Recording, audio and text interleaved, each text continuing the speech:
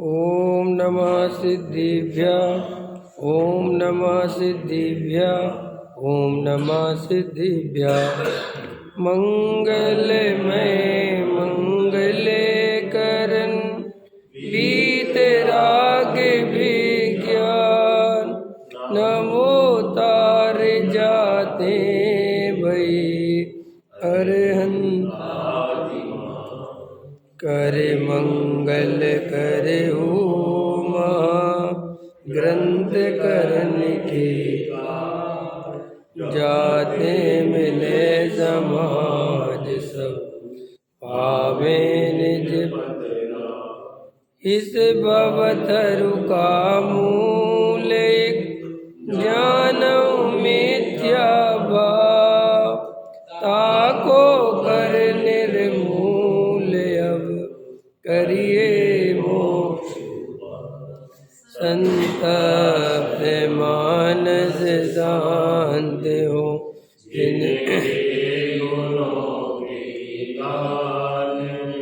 वे वर्धमान मान जिन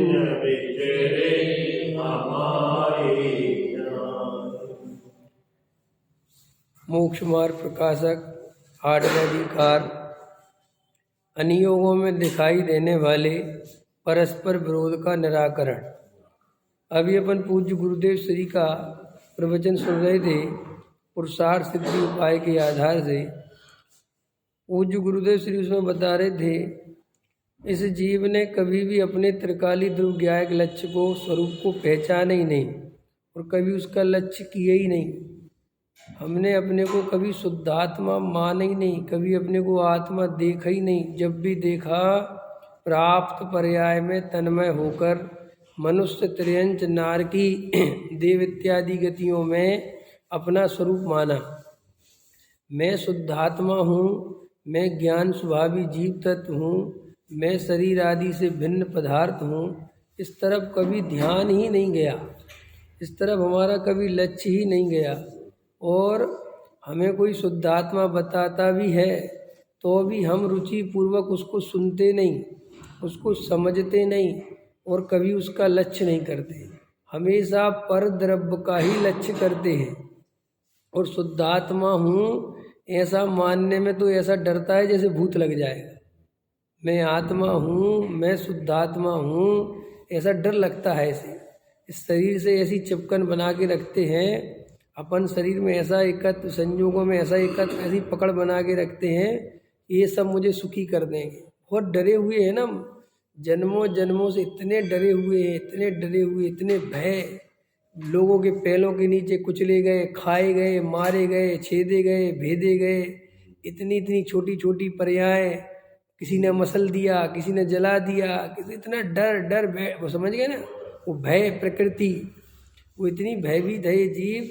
हमेशा ये पर की आश्रय खोजता रहता है कि कोई मुझे कोई बचा लेगा, क्योंकि वो अपन जन्मों जन्मों से हर पर्याय में ऐसे संस्कार प्रबल हो गए कि मुझे कोई बचा ले।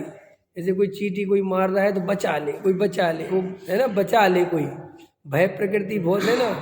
तो गुरुदेव श्री ले रहे थे कि एक द्रव्य दूसरे द्रव्य का करता ही धरता नहीं है। सब जीव अपने सब द्रव्य अपने परिपूर्ण हैं, किसी में कोई कमी नहीं है। कोई किसी को बचा सकता है, कोई किसी को मार सकता है। ये वस्तु का स्वरूप ही नहीं है। तू इतना भयभीत क्यों है, इतना क्यों डरता है? ख्याल में है ना। तो ले रहे थे कि बहुत सारे लोग लड़के आए होंगे उनके पास दर्शन करने मिलने सोनगढ़ में उस समय मंद स्वर के। तो कह रहे थे, वो कहते मेरे ऊपर हाथ रखो गुरुदेव। तो वो कह रहे हाथ किसका? बोले नहीं आप रखो, हमारा भला तभी होगा जब हमारे ऊपर हाथ रखोगे। तो उनने कहा अरे भैया यही मान्यता तो छुड़ानी है, हाथ किसका? ये तो पुद्गल है, और ये पुद्गल तेरे ऊपर ऐसा हाथ रखने से तेरा क्या भला होगा? ऐसा समझाने पर भी गुरुदेव उन्होंने जबरदस्ती मेरा हाथ पकड़ा और ऊपर रखवा लिया है। ऐसा बोलो, अपन भी तो ऐसे ही करते हैं ना।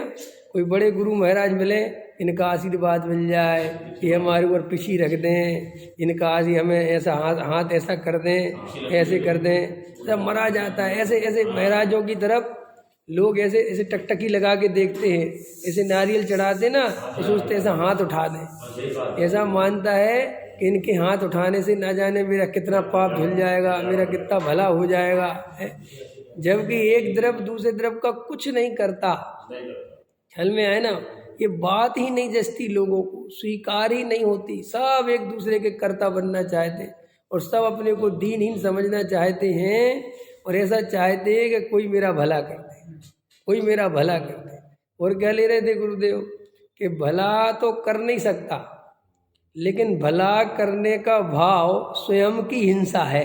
बोलो कितनी बड़ी बात ले रहे थे। माने अपन क्या सोचते हैं कि दूसरे के बुरा करने का नाम हिंसा है, या दूसरे के बुरा करने के भाव का नाम हिंसा है। गुरुदेव कह रहे थे वो तो है ही, लेकिन दूसरे का भला कर दूं, दूसरे को बचा लूं, दूसरे का उद्धार कर दूं, ये राग भी उतनी ही हिंसा है।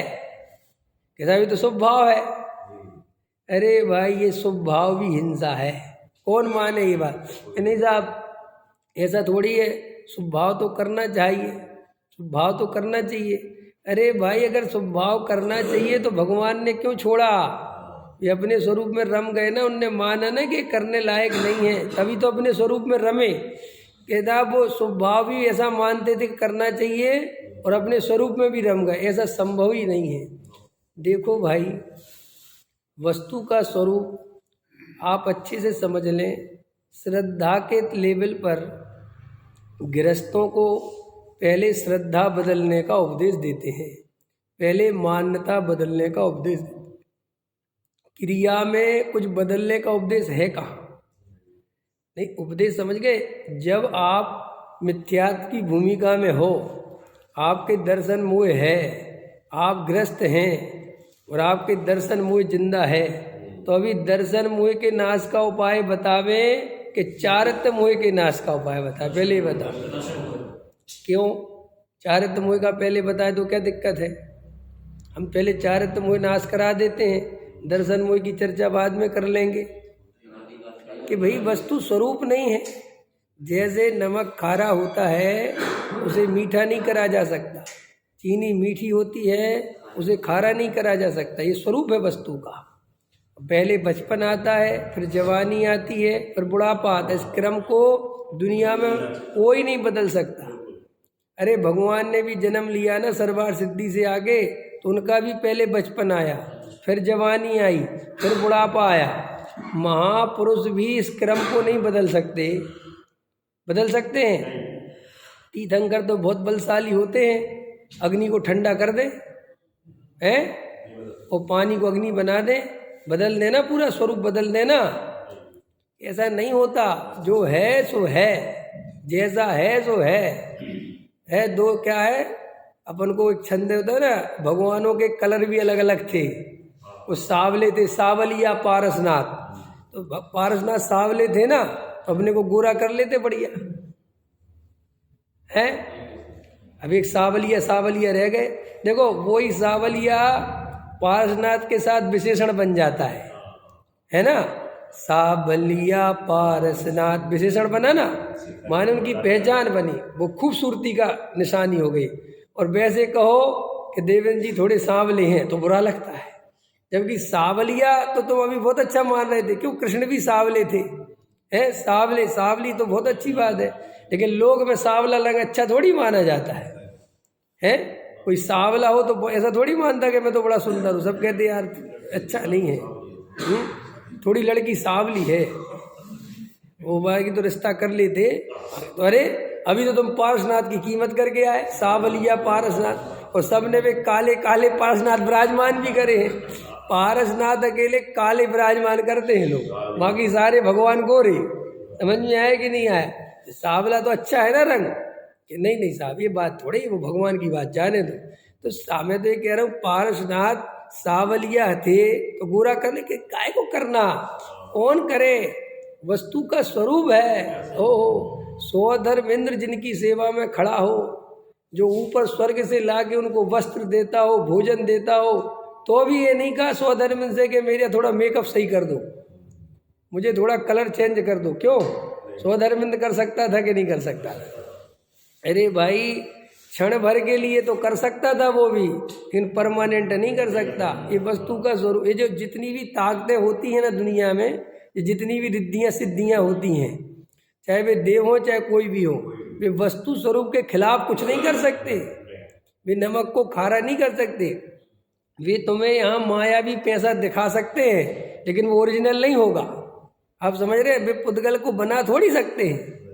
ऐसा थोड़ी को ऐसा मारेंगे और एकदम से यहाँ सामग्री आ जाएगी, ऐसा नहीं होता। जो देवों के बारे में बताई दूँ थोड़ा सा मैं, कि आपको क्या लगता है कि जो देव होते ना देव, तो ऐसा कोई चीज़ देखे होंगे टीवी वगैरह ऐसा करते वो सामग्री, तो वो सामग्री एक्चुअल ऐसा नहीं होता, वो कहीं से आती है वो सामग्री और वो वहाँ आपको दिखती है।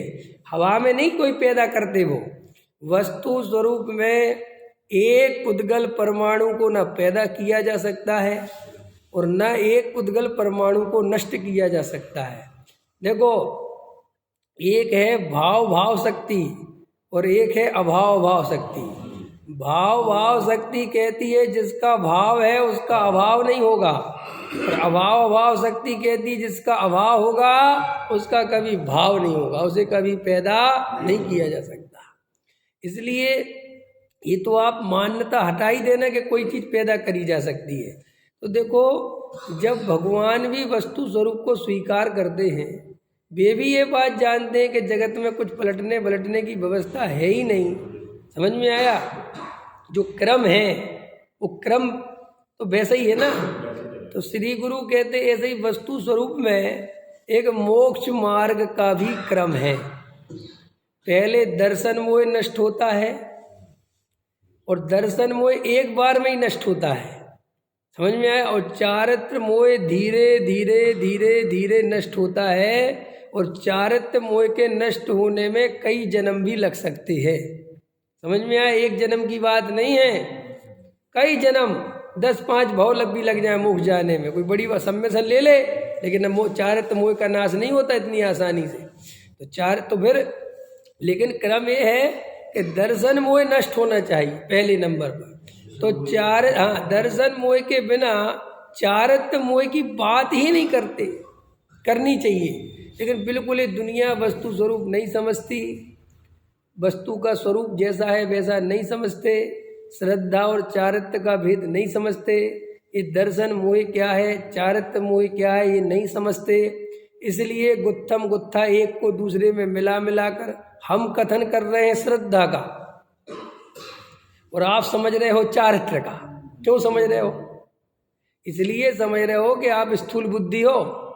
आप इतनी भी बात नहीं समझ पाते कि अगर ये पुण्य को हे कह रहे हैं, अगर ये कह रहे पुण्य आश्रव बंद है, इसमें धर्म नहीं है, पुण्य करने लायक नहीं है, तो हमें श्रद्धा की अपेक्षा कह रहे हैं कि चारित्र की अपेक्षा, और तुम लगाते हो चारित्र की अपेक्षा। तो मूर्ख हो के समझदार।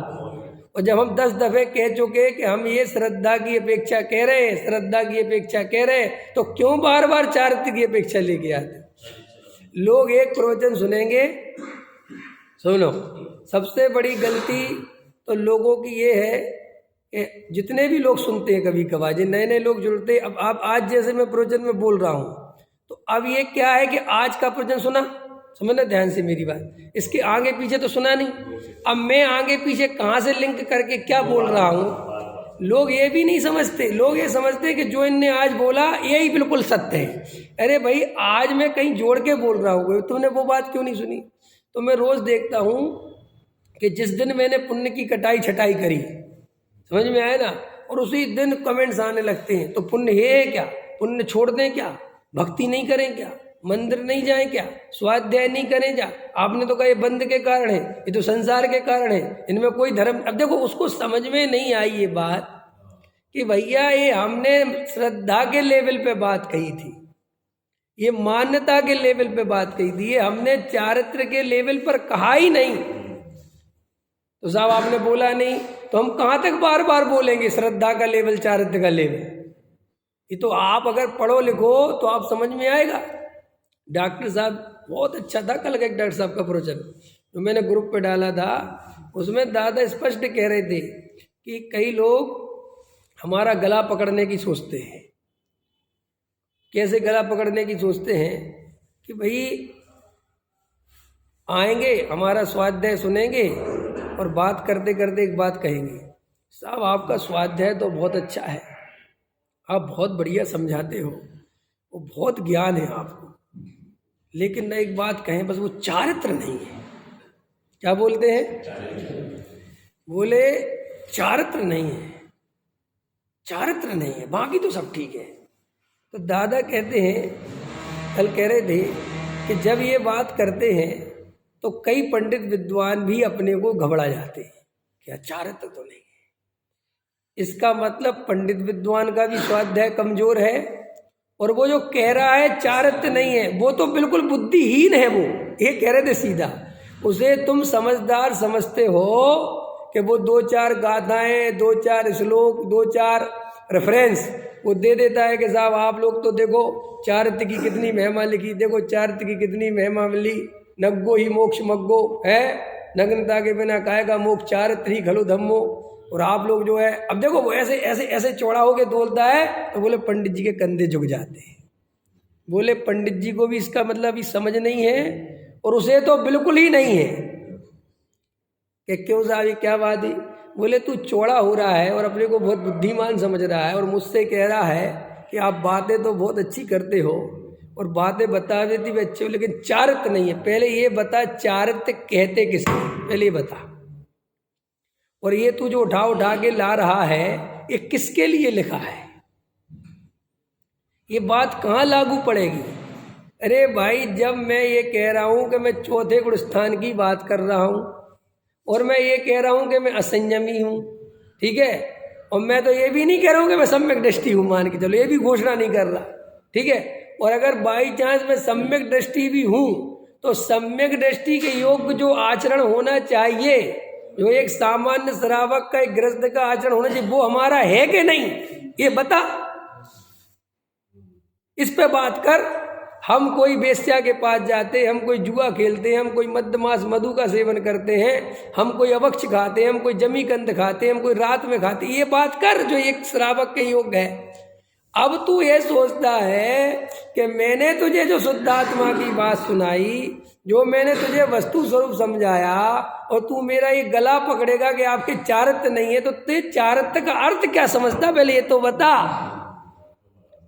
और बोले लोग ऐसे लोगों से बड़े प्रभावित हो जाते हैं जो चारित्र की बात करते हैं, लेकिन कभी ये नहीं समझते कि इसको ABCD का ज्ञान नहीं है। जिस भूमिका में जो चारित्र होना चाहिए, ये उस भूमिका से अलग चारित्र की बात करता है, तो इसका सम्यक ज्ञान है कि विपरीतता है इसके अंदर। और बोले वे कुछ नहीं समझते हो, वे जहाँ चाहे खड़े हो जाएंगे और आपको 2-4 बातें सुना के, और आपको ऐसा लगेगा कि यार बात तो ठीक कह रहे, देखो इन मुमुक्षुओं में चारित्र नहीं है। कौन सा चारित्र नहीं है? जे मुमुक्षु मुनि नहीं बनते। तो भाई साहब, मुनि बनने के लिए जो आत्मरमणता चाहिए, जो द्रव्य क्षेत्र काल भाव चाहिए, समझ में आया? तो डॉक्टर साहब सुना रहे थे कि कल कोई उनके पास आया होगा उस समय की घटना कि साहब मैं मुनि बनना चाहता हूँ। अच्छी बात है भाई, बन जाओ, लेकिन तुम्हारे मुनि बनने की स्थिति क्या है? बोले बात स्थिति तो वही है जो कल थी। तो बोले एकदम से मुनि बनने के भाव क्यों आ गए? बोले जो मोक्षुओं पे आरोप लगता है ना कि एक भी मुनि नहीं बनता, मैं दिखाई दूं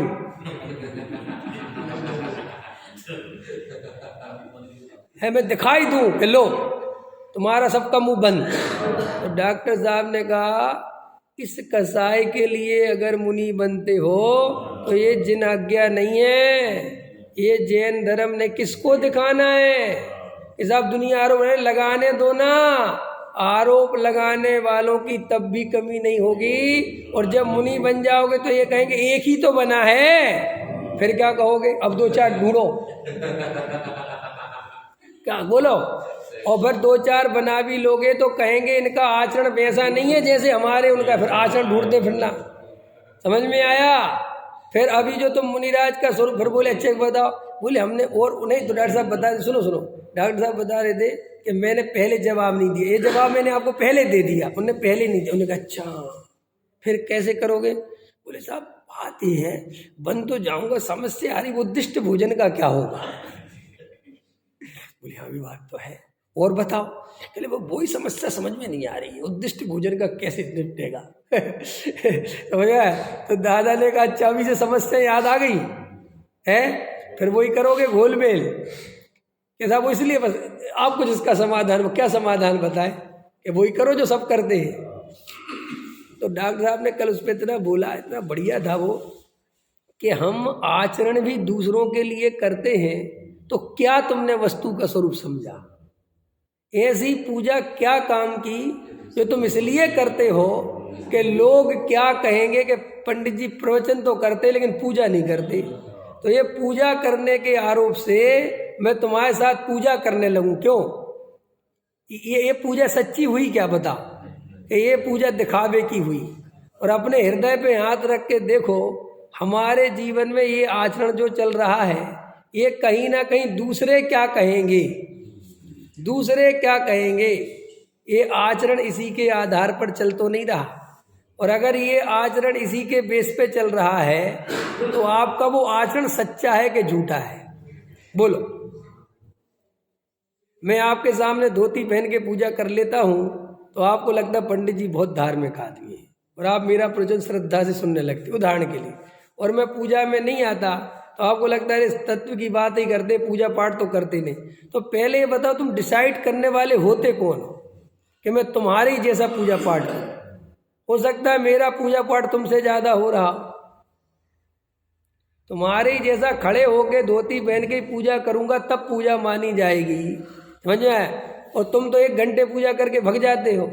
और मैं दिन भर स्वाध्याय करता हूँ, दिन भर तत्व चिंतन करता हूँ, देव शास्त्र गुरु की भक्ति है कि नहीं? क्यों कि जिनेंद्र देव की आज्ञा का विचार करना दुनिया की सर्वोत्कृष्ट भक्ति है। अब इसे कौन देखेगा? लेकिन मैं बाहरी दिखावा नहीं करूं जब तक, तब तक कोई धर्मात्मा नहीं मानता।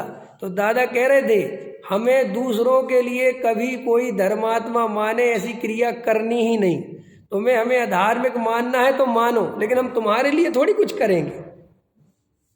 क्या करेंगे तुम्हारे लिए? और फिर तुम्हारी शर्तें एक नहीं होती, ये तो बढ़ती जाती हैं। जैसे हम पूजा करने के लगेंगे तो तुरंत पंडित जी एक ही करते हैं अब लोग हैं, अथवा तुम्हारा 7:15 अभिषेक होता है और हम 7:25 हो गए, देखो कोई खबर ही नहीं है। मैंने वो कहीं ना किस की अपेक्षा पे खरे उतरोगे आप? वो तो आपको कहीं ना कहीं वो नाड़ा खींचने के लिए खड़ा है, वो तो आपकी टांग खींचेगा, वो तो बस वो आपको छोड़ेगा नहीं। बोलो, फिर आप इतना सुधार लोगे, वो तो सब ठीक है। लेकिन हमने देखा पंडित जी हरी खा लेते, अब हरी छोड़ो।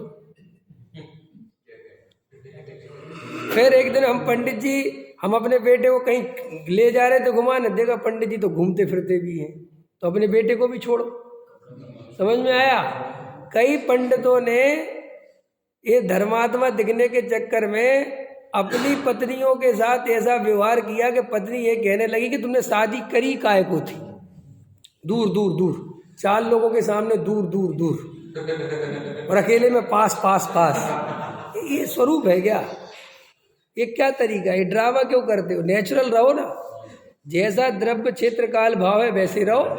हम ये नहीं कह रहे कि तुम ओवर एक्टिंग भी करो, वो सहज रहो, नेचुरल रहो। अति वो भी मत दिखाओ प्रेम, और अति वो भी मत दिखाओ, ये दिखावा मत करो, नेचुरल रहो भाई ना। उसमें क्या बात है? बच्चों के प्रति जो कर्तव्य वो करो, बच्चों के प्रति जैसा व्यवहार है वैसा करो। ये 4 लोग आ गए, परद्रव्य जी हटाओ, तुम्हारे पंडित जी को तो बच्चों से मोह ही नहीं है जी। क्या ये सब ड्रामे? और कई लोगों ने अपने को धार्मिक होने के चक्कर में इतनी कुर्बानियां दे दी, अपना जीवन जो है ना इतना नीरस कर लिया, इतना नीरस कर लिया कि आप कल्पना नहीं कर सकते। अपने जीवन को बर्बाद ही कर लिया। कई लोगों ने अपनी ये कि साहब पति पत्नी तो हैं लेकिन वो ब्रह्मचर्य से रहते हैं। ये बात कहाँ से लीक हो गई? ये तुमने क्यों बताई किसी को? नहीं समझ में। अब जब तुम ये कह दोगे तो लोग मानते नहीं है, लोगों को और में फिर लोग खिड़की में से झांक झांक के देखते हैं कि ये तो ब्रह्मचारी जी हैं कि नहीं। क्योंकि वो तो तुमने कोई चीज करी तो समाज छोड़ती नहीं है। एक ब्रह्मचारी जी के बारे में हमने सुना, मैं इसलिए बताऊँ ताकि तो पता चले। कि वो कहते हैं कि भाई हम पति पत्नी भले ही लेकिन हम ब्रह्मचारी हैं। अब ब्रह्मचारी हैं तो सबसे बड़ी समस्या तो ये आ गई कि भाई बच्चा कहाँ से आ गया समझ में आएगी। तो बोले साहब बच्चा तो हमने गोद लिया, दूसरे का है, हमारा है ही नहीं। ठीक है, अब कई लोग अब जब कर दोगे तुम और एक दिन में ऐसे अस्पताल में खड़े मिल गए जहाँ बच्चे नहीं होते, उस प्रॉब्लम को सॉल्व किया जाता है। समझ में आए कि नहीं आए? तो बोले साहब यहाँ क्या कर रहे हैं, अब देते फिरो। मैंने तुम ये जगत से पुजने के लिए ये जो दुनिया भर के काम करते हो, ये तो आंखें लगा के लोग तो पड़े हैं ना पीछे, वो तो आप खड़े हैं। मैंने ये संसार आपको कभी भी अच्छा मानने को तैयार नहीं है, और अगर आपने जबरदस्ती अपने को अच्छा मनवाया कि नहीं मैं अच्छा हूँ, तो फिर तुम्हें जबरदस्ती अच्छे बनने की एक्टिंग करनी पड़ेगी। ये स्वरूप है ये। तुम एक बार साधु जैसे दिख गए ना, एक बार त्यागी वृत्ति टाइप दिख गए, तो वैसे ही दिखो। अगर तुम गलती से जरा सा रंग राग में दिख गए तो फिर लोग हंसी बनाते, और लोगों को ये अप्रभावना है। जिसे ये बोला भाई, ये तो बहुत तेज बोले, जिसे थोड़ी सी क्रिया का ये रहता है ना कि क्रिया से प्रभावना होती है, तो क्रिया से अप्रभावना भी होती है एक दिन, अगर वो क्रिया सहज नहीं हो तो। देखो साधुओं से प्रभावना भी होती है, और अगर एक साधु गलत काम करता पकड़ा जाए तो कितनी अप्रभावना होती सुनील जी। प्रभावना से कितनी गुनी अप्रभावना होती बोलो। क्योंकि आपके अच्छे आचरण को दुनिया इतना नोटिस नहीं करती जितना आपके बुरे आचरण को एक मिनट में सारी दुनिया फैलाती है। बोलो, एक मुनिराज आत्म ध्यान कर रहे हैं, सुनो तो सुनो, एक मुनिराज आत्म ध्यान कर रहे हैं, कितने लोग उनकी वीडियो दुनिया में पहुंचाएंगे। लेकिन एक मुनिराज एक स्त्री से बात करते हुए दिख गए तो भाई साहब उसको अजैन भी फॉरवर्ड करेंगे, जैन तो छोड़ो, कि देखो देखो देखो जैन साधु कैसे हो गया ना। तो आपको एक बात ध्यान रखनी, आप उतना ही दिखाओ जो एक्चुअल है। ये दिखावे के चक्कर में जिंदगी बर्बाद मत करो अपनी, जैसे हो वैसे रहो ना। पकड़ में आया कि नहीं आया है?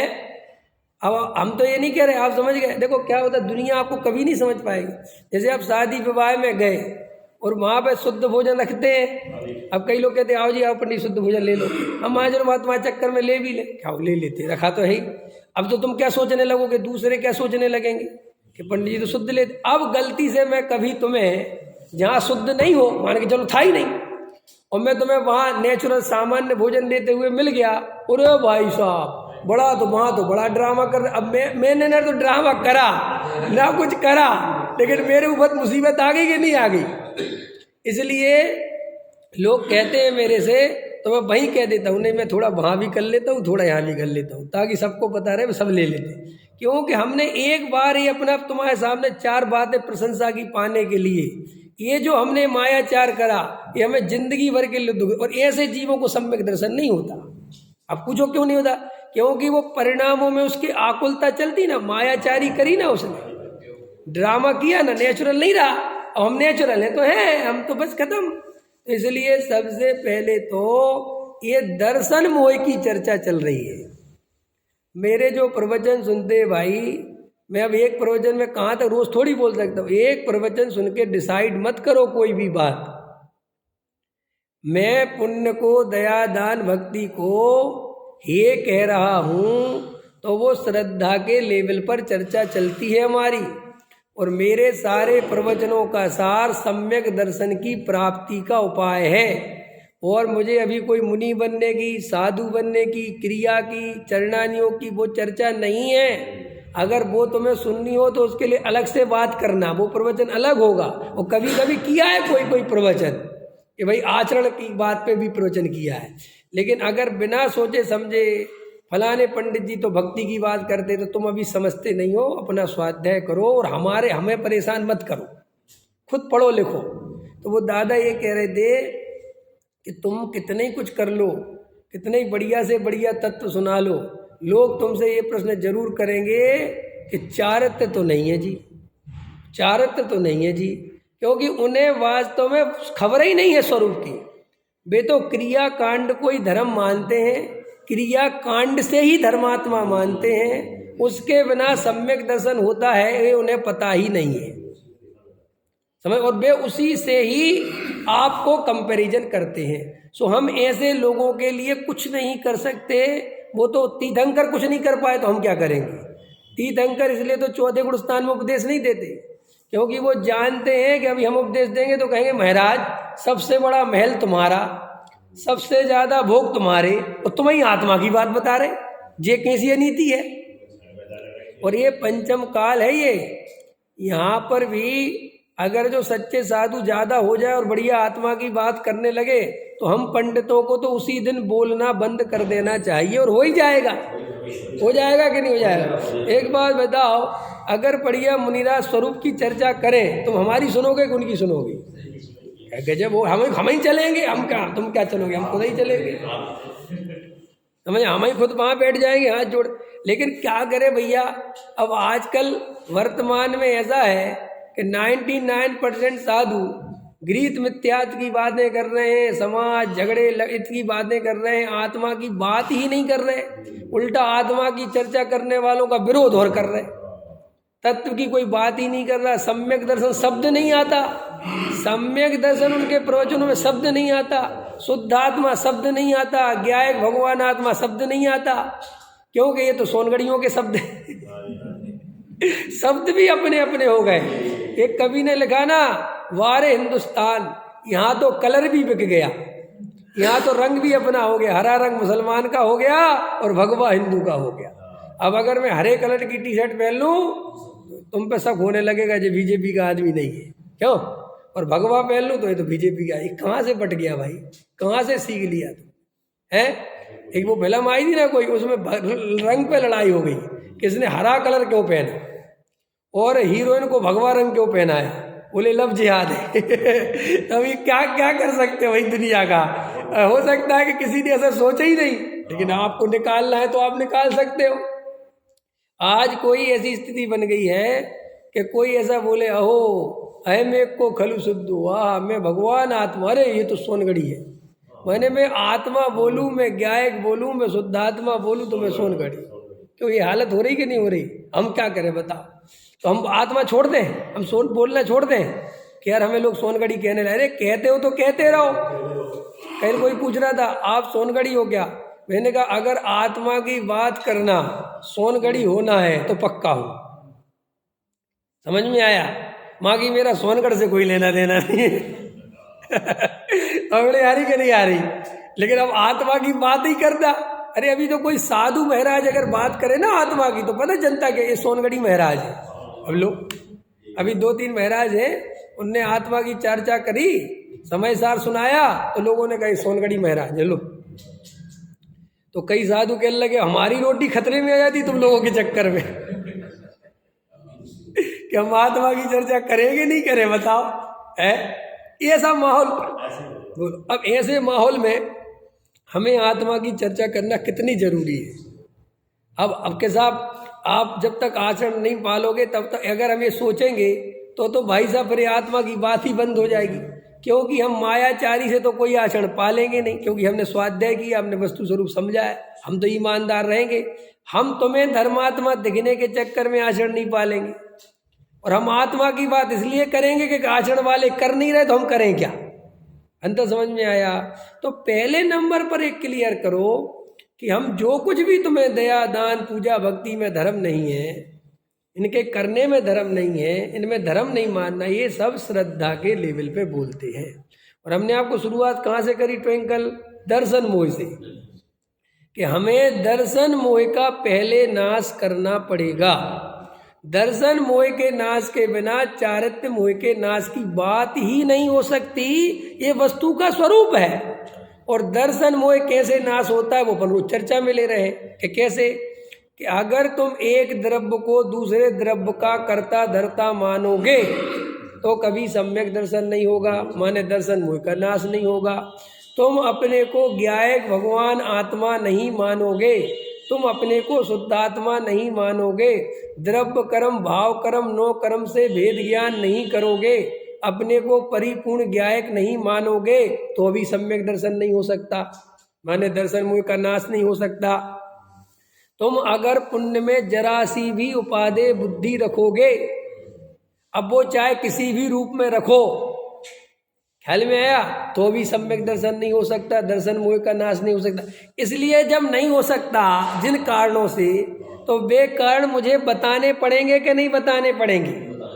अगर मैं उसमें ऐसा कह दूं कि नहीं पुण्य उपाधि है तो क्या होगा, फिर गया वो, ये जन्मों जन्मों से यही तो गलती हुई है।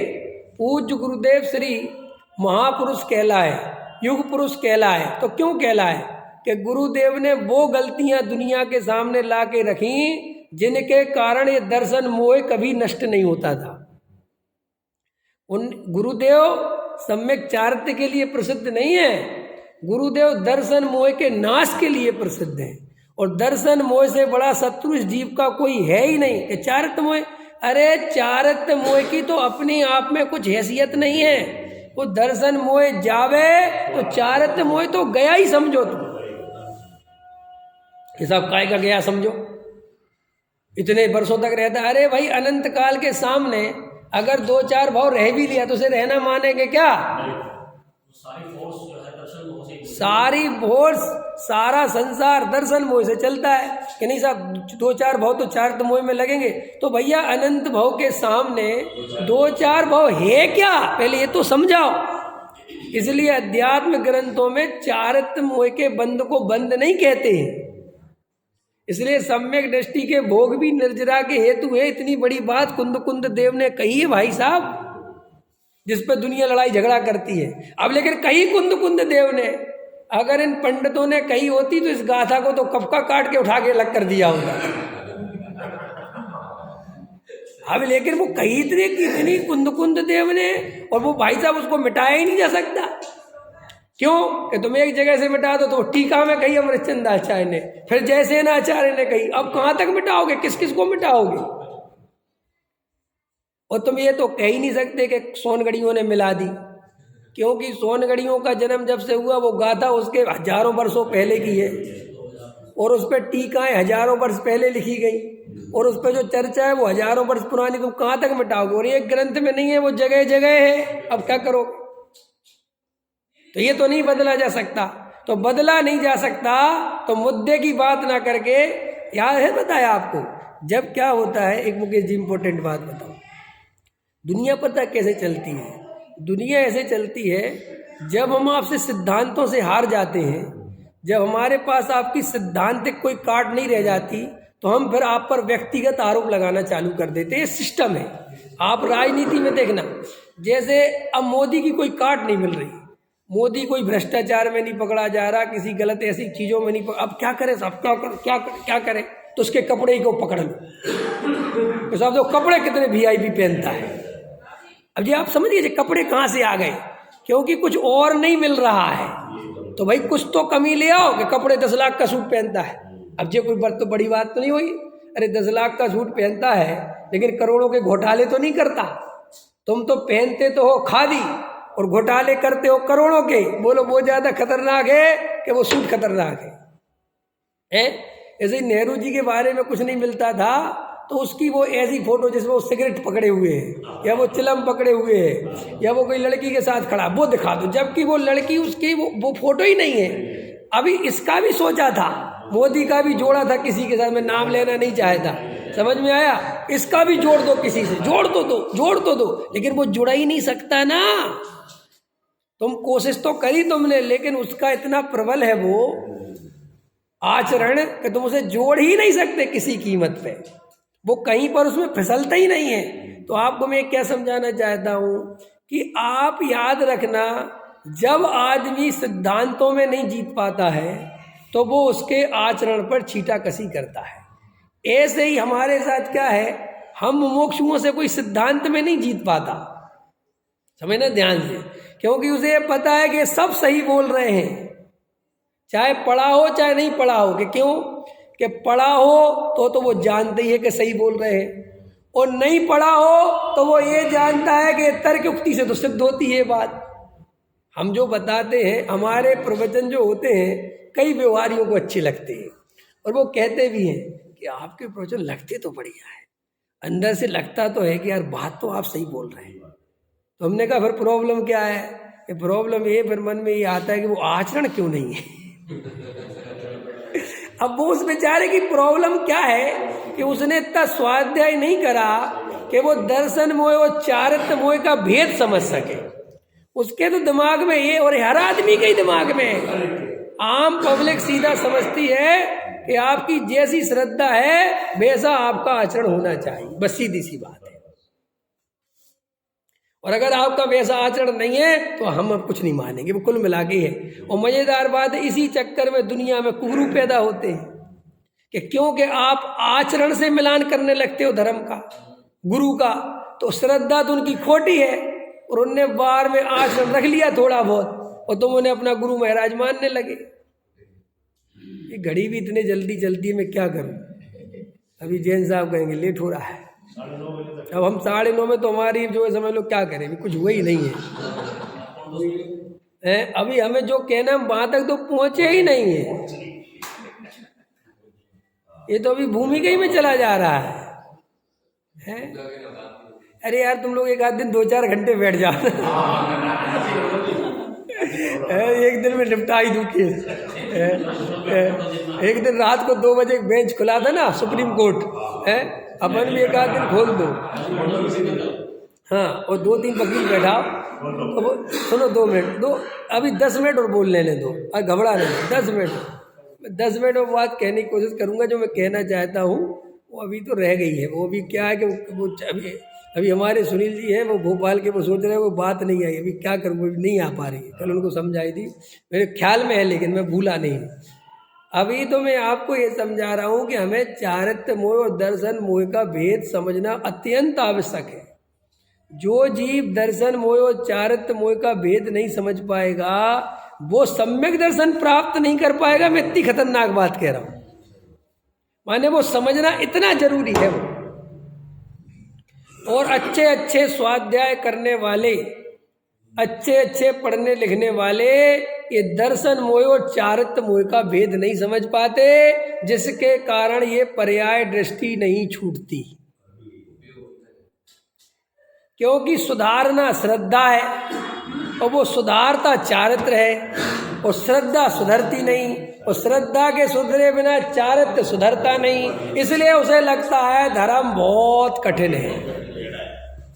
फिर उससे हम कहते हैं उल्लू को हो गया, बिल्ली को हो गया, बंदर को हो गया, मेढक को हो गया, तोते को हो गया, चिड़िया को हो गया, हाथी को हो गया, शेर को हो गया, सो अपने सिर पकड़ लेता है, पता नहीं इनको कैसे हो गया यार, मेरे तो दिमाग समझ में आया। फिर वो अपने सिर पकड़ के खींचता है, पता नहीं क्या हो रहा है, समझ इनको तो हो गया। फिर कई लोगों ने, और खतरनाक लोग थे अपने यहाँ, क्योंकि हमने बताया ना मनुष्य जैसा खतरनाक प्राणी दुनिया में है नहीं। उनने कहा क्या बात करते हो तुम शेर की, अरे पूंछ वाला सम्यक दर्शन थोड़ी चाहिए, हम मूंछ वाले हैं। उनने सम्यक दर्शन में भेद कर दिए, पूंछ वाला और मूंछ वाला। ये सम्यक दर्शन आगम में कहीं नहीं है, ये हमारे यहीं के विद्वानों ने करा कुछ। बोले पूंछ वाले का सम्यक दर्शन लेना चाहते हो, शर्म नहीं आती? मैंने कहा जब हो गया सब, सम्यक दर्शन भी 2-4 तरह के हैं, किसका लेना चाहिए? सुनो, शेर वाला पसंद नहीं तो हमने कहा भरत जी वाला ले ले, शर्म नहीं आती? विषय भोगों की पुष्टि की बात करते हो तो भाई किसका ले ले? कि तुम तो सीधा बाहुबली का लो और बेले चढ़वाओ अपने ऊपर। समझ में आया कि नहीं? इसके पहले कुछ बात नहीं चलेगी है। और या जिनने शादी नहीं करी, माने बुल वाला लो, क्यों? पारसनाथ वाला, महावीर वाला लेंगे तो फिर फंसोगे तुम, क्योंकि महावीर ने वही शेर वाला है। महावीर वाला शेर वाला भाई, और वो शेर ही महावीर है। अब बोलो क्या करना है? और अगर कोई केवली भगवान भी ले आओ, अगर वे ये कह दे ये जो शेर को सम्यक दर्शन हुआ था ये अलग है, और अभी महावीर के जो सम्यक दर्शन है वो अलग है, तो मैं आज से प्रवचन करना छोड़ दूंगा। बोलो मंजूर है? ले आओ मेरे सामने, बैठा हूं। तुम भी जानते हो बात कि ऐसा तो नहीं है। अब लेकिन तुम ये जो मनगढ़ंत गप्पे मारते रहते हो, कुछ की कुछ, पूंछ वाला मूंछ वाला, ये सब बकवास बंद करो भाई। तुम्हें सच्ची बात है कि समझ नहीं है तो नहीं है, तो हमारा गला मत पकड़ो, अपनी बुद्धि टटोलो कि कहाँ गलती कर रहे हो। समझ में आया? हमें होशियारी मत दिखाओ आचरण की। हम सब जानते हैं आचरण कहाँ कैसा होगा। क्या आप कैसे जानते हो? हमें पता है, इसलिए तो हम बोल रहे थे कॉन्फिडेंस से, हमने पढ़ा है। कल कोई कह रहा था, मैं कल किसी को समझा रहा था, मैंने कहा देखो तुम हमारे चक्कर में बिल्कुल मत पड़ो कि हम क्या करते हैं और क्या नहीं करते, कब पढ़ते हैं कब पढ़े, हमारी दिनचर्या के चक्कर में मत पड़ो। बोले क्यों? बोले हमने 14 साल की उम्र से जैन दर्शन पढ़ा है। कितने साल की उम्र से? और हम 38 के हो गए, तो कितने साल हो गए? 24 साल हो गए हमें पढ़ते पढ़ते। और हमने तुम्हारी तरह स्तुतियाँ विस्तुतियाँ नहीं पढ़ के हम जैन दर्शन पढ़ लिया। हमने विद्यालय में जाके व्यवस्थित पढ़ा है। आपको पता है 6वीं क्लास में ही पढ़ा, 8वीं क्लास में ही पढ़ा। मैंने 8वीं में मोराजी ना गणेश प्रसाद पंडित जी, यहाँ भी पढ़ा हूँ मैं। समझ में आया? मैं खुरे गुरुकुल में ही कहाँ नहीं पढ़ा मैं। और फिर मैंने जयपुर में जाके, और मैंने इतने शिविर अटेंड करे मुनिराजों के, खूब अटेंड करे, खूब पढ़ा मैंने, खूब ये बाल वो वहाँ भी पढ़ी, यहाँ भी पढ़ी, सब जगह पढ़ी है। और फिर मैंने व्यवस्थित 11th में तो पूरे 5 साल जैन दर्शन पढ़ाई ना सारी। मैंने यूनिवर्सिटी लेवल पे उसके एग्जाम दिए हैं।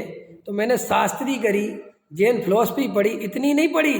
फिर मैंने जैन दर्शनाचार्य किया, एमए भी मेरा जैन दर्शन से, इतना नहीं पढ़ा मैंने। फिर पूरी पीएचडी मास्टर डिग्री भी उसी से करी है भाई साहब, जैन दर्शन से। तो हमने इतना पढ़ा है कि कहाँ कौन सा आचरण, प्रतिमाएं, व्रत, उपवास सब पढ़े हैं। तुम ये मत सोचना कि हमें नहीं पता। और हमें पता है, इसलिए हम ढोंग नहीं करते। हमें पता है कि अभी हमारी स्थिति क्या है। जिस दिन हमारा एक्चुअल स्वरूप में रमना होगा, उस दिन तुम्हें हम अपना आचरण दिखाएंगे, तब आना हमारा देखने। तब कहोगे ऐसे हमने मुनिराज कभी नहीं देखे। समझ में आया? फिर जिन मुनिराजों की तुम भक्ति करते हो वो तुम्हें हमारे में दिखेंगे। लेकिन अभी हम कहाँ से दिखा दें? अभी नहीं है ना कैपेसिटी हमारी। लेकिन हम इसके लिए तुम्हारी श्रद्धा लूटने के लिए ढोंग तो नहीं कर सकते। तुम्हें धर्मात्मा दिखाने के लिए हम धार्मिक आचरण जबरदस्ती पालें, जो उस भूमिका में नहीं होता। और हम कह रहे हैं, तुम जो आचरण बोलते हो, तुम अभी सम्यक दृष्टि का आचरण समझते नहीं हो, ये प्रॉब्लम है तुम्हारी। अब देखो इतनी बात हो गई। अब मैं जो मुद्दे की बात 2-3 कल की रह गई थी वो बताता हूँ। देखो कल मैंने आपको समझाया था कि भाई श्रद्धा का सम्यक दर्शन का पुरुषार्थ अलग होता है और चारित्र मोह का पुरुषार्थ अलग होता है। और ये सारी दुनिया श्रद्धा का पुरुषार्थ तो समझती नहीं, वो तो करती नहीं, और ये मुफ्त में चारित्र मोह के पुरुषार्थ को भी नहीं समझती वास्तव में। तो क्योंकि चारित्र मोह का पुरुषार्थ कोई क्रियाकांड थोड़ी है, कोई व्रतशील संयम चारित्र मोह का पुरुषार्थ थोड़ी है। चारित्र मोह तो दर्शन मोह के नाश पूर्वक होता है, पहली बात। और चारित्र मोह का नाश स्वरूप में रमने से होता है, क्रियाकांड से नहीं। फिर ये आचरण क्या चीज है? अरे ये तो अपने स्वरूप में रम नहीं पाते हैं, तो बाहर में आते हैं मुनिराज, तो वो आचरण होता है उनका। उस आचरण से कर्म नाश नहीं होते उनके, उस आचरण से तो उनको कर्म बंद होता है। मुनिराज भोजन करने जाते हैं तो उससे कोई कर्म नाश नहीं होते, उससे उनको पुण्य का बंद होता है। तो फिर कर्म कैसे ना? जब वे भोजन का विकल्प छोड़कर निर्विकल्प शुद्धोपयोग में जाते हैं, कर्म का नाश तो उससे होता है, निर्जरा तो उससे होती है। इसलिए शुद्धोपयोगी मुनिवर, तो मुनिराज के शुद्धोपयोग से निर्जरा है, शुभोपयोग से नहीं। शुभोपयोग से तो कर्म बंधन है। पकड़ में आ गई कि नहीं? इतनी बात समझ लो। तो भैया दर्शन मोह का पुरुषार्थ अलग है और चारित्र मोह का पुरुषार्थ अलग है, एक पॉइंट। अब दूसरी सुनो, निर्विकल्प भी 2 तरह से हुआ जाता है। निर्विकल्प का अर्थ भी लोग नहीं समझते, ये भी समझ लो पॉइंट, मेन पॉइंट ये भी है। निर्विकल्प एक श्रद्धा के लेवल पे हुआ जाता है और एक चारित्र के लेवल पे हुआ जाता है। चारित्र के लेवल पर जो निर्विकल्प होते हैं उसे शुद्धोपयोग कहते हैं, और श्रद्धा के लेवल पर जो निर्विकल्प होते हैं उसे सम्यक दर्शन कहते हैं। अब श्रद्धा के लेवल पे निर्विकल्प होने का मतलब क्या है? श्रद्धा के लेवल पे निर्विकल्प होने का मतलब ये है कि चारित्र मोह में कितने ही विकल्प आवे, कितने ही राग द्वेष हो, कितने ही कसाय के भाव हो, कितने ही शुभ अशुभ भाव के भाव हो, वे श्रद्धा अपने में वैसा विकल्प उत्पन्न नहीं करती कि ये मेरे हैं, मैं इनका कर्ता भोक्ता हूं। ये विकल्प उत्पन्न नहीं होना सम्यक दर्शन है श्रद्धा में। और श्रद्धा में ये विकल्प उत्पन्न होना कि मैं इनका करता हूं, मैं इनका भोगता हूं, ये मेरे हैं, भाई मिथ्या दर्शन है। तो श्रद्धा का निर्विकल्पन आ गया। और ये श्रद्धा निर्विकल्प इसलिए नहीं हो पा रही है कि तुम उसे चारित्र मोह में मिला मिला के बार बार देखते हो। और ये नहीं मिलाना भेद ज्ञान है, ये नहीं मिलाना। इसीलिए आचार्य भगवंतों ने लिखा जितने आज तक सिद्ध हुए वो भेद ज्ञान से हुए, और जो आज तक सिद्ध नहीं हुए वो भेद ज्ञान के अभाव के कारण। मैंने भेद ज्ञान इतनी बड़ी चीज है जिसे तुम कुछ नहीं मानते। तुम भेद ज्ञान को कुछ मानते ही नहीं, तुम तो क्रिया कांड को सब कुछ मानते हो। जबकि कहीं भी क्रिया कांड के गीत नहीं गाए मोक्ष के लिए, हमेशा भेद ज्ञान के गीत गाए गए हैं, आत्मा के गीत गाए गए हैं। अरे वे तो कमजोरी के कारण होते हैं वे सब। आप समझ रहे हो मैं क्या ये पॉइंट समझ में आया देवेंद्र जी? निर्विकल्प होने का समझ में आया। माने श्रद्धा में अपने त्रिकाली ध्रुव ज्ञायक भगवान आत्मा की, अपने ज्ञान स्वभाव की ऐसी स्थापना करो, द्रव्य कर्म भाव कर्म नो कर्म से ऐसा भेद ज्ञान करो कि तीन काल में शरीर से, संयोगों से और क्रोधादि भावों से, रागादि भावों से किसी भी कीमत पर एकत्व, ममत्व, कर्तृत्व और भोक्तृत्व श्रद्धा में खड़ा नहीं हो। पकड़ में आया? ये सम्यक दर्शन का मेन पॉइंट है। और भेद ज्ञान ही सम्यक दर्शन है। देखो ये मैं कैसे सिद्ध करता हूं, तो सुनो, चारों अनियोगों से सिद्ध करके बताता हूं 1 मिनट में कि भेद ज्ञान ही सम्यक दर्शन है, आत्मा में रमना सम्यक दर्शन नहीं। फिर कल कोई कहता रमे कि नहीं, अरे तू होता कौन है रमने वाला? पहले श्रद्धा तो सुधार, रम जाना। और अगर तू रमता ही है तो मुझसे क्यों पूछ रहा है? ऐसे भी कई लोग हैं। कल कोई प्रश्न लिख रहा परमात्मा में रमे कि नहीं रमे, हमने कहा बहुत अच्छा जी रम जाओ जी, हम तो कभी नहीं कह रहे भैया मत रमो। हम जब तक नहीं रम सकते, जब तक ये दर्शन मोह है और तुम काल्पनिक जगत में रम जाते हो, है ना, मुंगेरी लाल के सपनों में खो जाते हो, तो हमें उसका तो पता नहीं। लेकिन जो वस्तु स्वरूप है वो ऐसा है। तो देखो 4 अनियोग समझो। देखो वर्तमान योग में आपने इतने महापुरुषों की कहानियां पढ़ी, 63 महासलाका पुरुषों की कहानियां पढ़ी। छोड़ो सबके नाम तो नहीं लेता, लेकिन भरत जी, आदिनाथ, 24 तीर्थंकर तो पढ़े हैं, भरत बाहुबली सब ये पढ़े हैं, तुमने कहा सब पढ़े हैं। तो ये सबके सब सम्यक दृष्टि थे कि नहीं? आदिनाथ सम्यक दृष्टि थे कि नहीं? जितने तीर्थंकर होते हैं सम्यक दृष्टि थे कि नहीं? अब सम्यक दृष्टि थे तो जिस समय नीलांजना का आदिनाथ नृत्य देख रहे थे, या जितने भी पंचेंद्रीय विषय भोगों में राजा महाराजा के परिणाम थे, उस समय सम्यक दृष्टि थे कि नहीं? अगर ये विषय भोगों के परिणाम से सम्यक दर्शन मिटता तो उनका क्यों नहीं मिटा? पॉइंट नोट किया जाए मिलोड, बोलो। अगर इससे उनके मिटता है, तुम कहते हो जो पंचेंद्रिय के विषय भोगों से सम्मिश्रण नहीं होता, तो उनके तो भाई साहब होना नहीं था तो फिर उनका क्यों नहीं मिटा? अगर ये पंचेंद्रिय के विषय भोगों के परिणाम से करते हो। इसको और सुनो, ये प्रथमान योग कह रहा है कि साहब जब ये अपने स्वरूप में रमते नहीं, और स्वरूप में रमते नहीं, क्योंकि स्वरूप में रमे तो वे विषय भोगों में रहे कैसे? और वे विषय भोगों में रहते हैं, वो इस बात की निशानी है कि स्वरूप में रमते नहीं। बराबर। तो स्वरूप में अगर रमना ही सम्यक दर्शन होता, आत्मानुभूति ही सम्यक दर्शन होती, मैंने इस अर्थ में कि भाई स्वरूप स्वरूप, तो फिर तो उनके सम्यक दर्शन तो रहते ही नहीं। समझना, ध्यान से पॉइंट समझना। और उनके सम्यक दर्शन था तो क्यों था भाई? सम्यक दर्शन इसलिए था कि उन्होंने द्रव्य कर्म, भाव कर्म, नो कर्म, समझ में आया? वे सब संयोग, शरीर, पुत्र, कुटुंब, परिवार, मोह, राग, देश के परिणाम, उनके सब होने पर भी उन्होंने अपनी श्रद्धा में रंच मात्र भी उनमें एकत्व नहीं किया, उन्हें अपना नहीं माना, उन्हें सुख का कारण नहीं समझा। श्रद्धा के लेवल पर बिल्कुल अखंड एक ज्ञायक भगवान आत्मा की दृष्टि बनाए रखी, इसीलिए वे सम्यक दृष्टि थे। इससे सिद्ध हो गया कि भेद ज्ञान ही सम्यक दर्शन है। पकड़ में आया? अब आ जाओ कर्णानियोग। प्रथमानियोग मिल गया, अब कर्णानियोग चलो। कर्णानियोग कहता है कि सम्यक दृष्टि को 6 महीने में आत्मानुभूति होती है।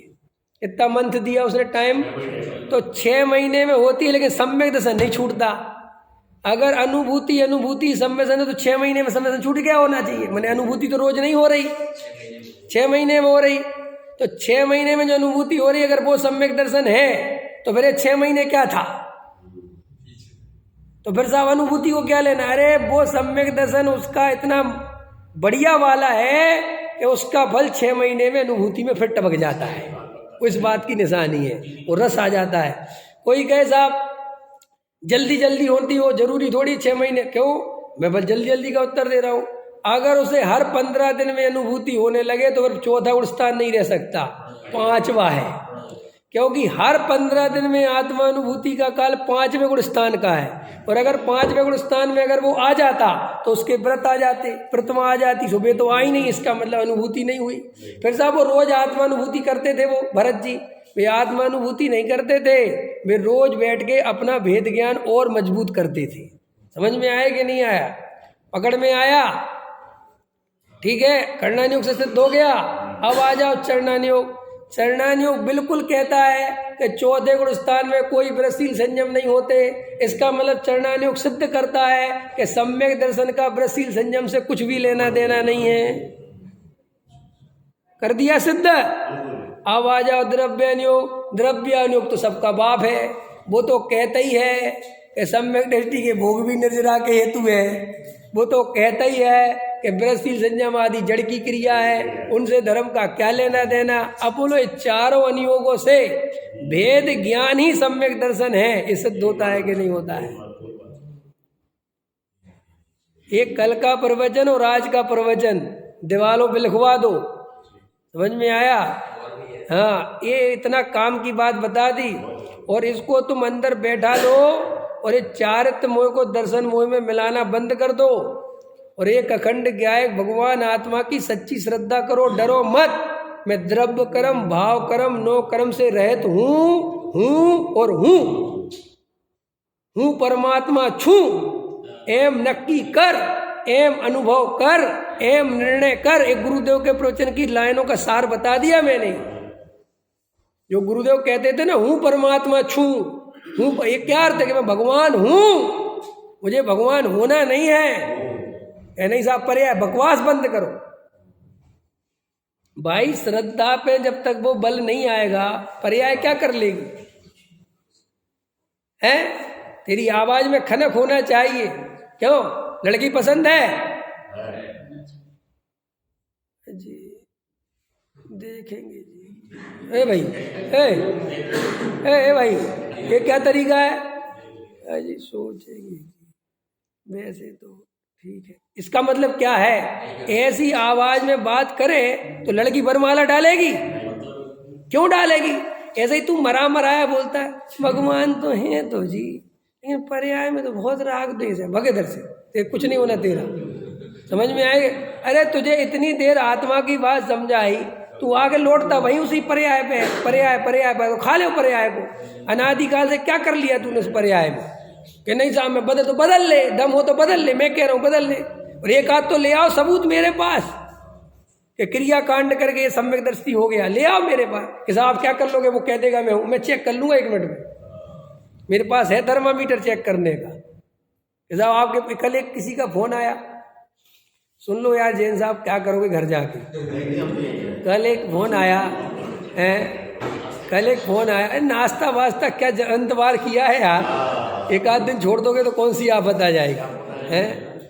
और सुनो, तो एक फ़ोन आया कल एक बहन का, बोले मैं बॉम्बे में रहती हूँ। मैं हाँ ठीक है। बोले साहब आपको 10 दिन से सुन रहे हो, बहुत अच्छा ये फलाना ठिकाना। बोले साहब एक बात बताओ। मैंने पूछो। बोले कोई सम्यक दृष्टि है आपकी नज़र में?